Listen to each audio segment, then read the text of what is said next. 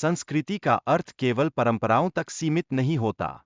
यह हमारे जीवन को बेहतर बनाने के लिए अपनाए गए सिस्टम का भी महत्वपूर्ण हिस्सा है। संस्कृति का यह पहलू हमें यह समझने में मदद करता है कि हम अपने समाज और व्यक्तिगत जीवन में कैसे बदलाव ला सकते हैं।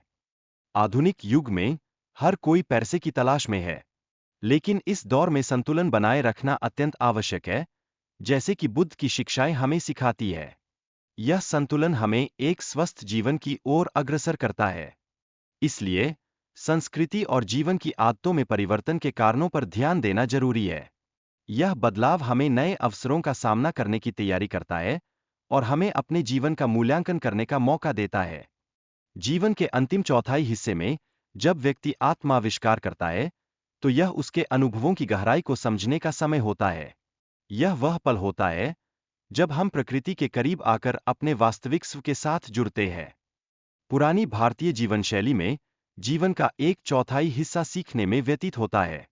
यह महत्वपूर्ण चरण 4 से 25 वर्ष की आयु के बीच होता है, जब हम ज्ञान और अनुभव की नींव रखते हैं।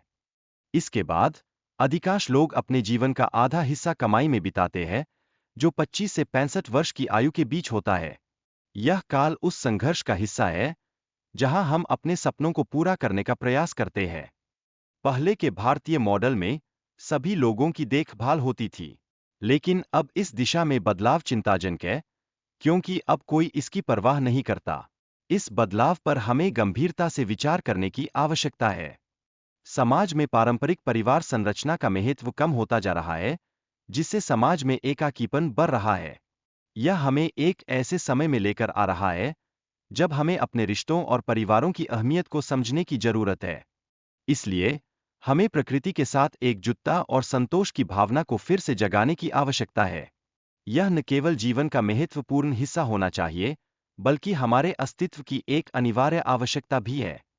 मानव जीवन में परिवार और समाज का एक विशेष स्थान होता है। ये हमारे लिए सुरक्षा और समर्थन प्रदान करते हैं, जिससे हम अपने जीवन के विभिन्न चरणों में स्थिरता महसूस कर पाते हैं। सरकारी पेंशन प्रणाली की विफलता इस बात को स्पष्ट करती है कि व्यक्ति को अपने जीवन की योजना स्वयं बनानी चाहिए। इस परिप्रेक्ष्य में आत्मनिर्भरता की आवश्यकता और भी महत्वपूर्ण बन जाती है।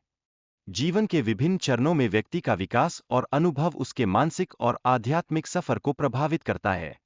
यह सफर हमें अपने आप को जानने और समझने का एक अद्वितीय अवसर प्रदान करता है। समय को समझने के लिए इसे वर्षों और दिनों में विभाजित करना उचित होता है। यह प्रक्रिया हमें अपने लक्ष्यों को निर्धारित करने में स्पष्टता देती है और हमें अपने जीवन को बेहतर तरीके से व्यवस्थित करने की अनुमति देती है। जीवन में समय का सही उपयोग करने के लिए इसे छोटे छोटे सेक्शन में तोड़ना भी प्रभावी रहता है।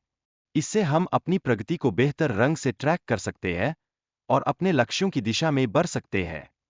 दिवस और रात्रि के बीच के अंतर को समझना भी महत्वपूर्ण है। यह हमारे दैनिक कार्यों को संतुलित करने में मदद करता है और हमें जीवन के हर पल का सही उपयोग करना सिखाता है। वर्तमान क्षण का मतलब है कि हम इस समय के अनुभव से पूरी तरह अवगत हों। यह जागरूकता हमें अपने चारों ओर के परिवेश को बेहतर ढंग से समझने और सराहने में मदद करती है। हालांकि कई लोग वर्तमान क्षण में जीने की अवधारणा को नहीं समझते। वे अपने विचारों में खो जाते हैं और इस महत्वपूर्ण क्षण को अनदेखा कर देते हैं, जो वास्तव में जीवन की सुंदरता है।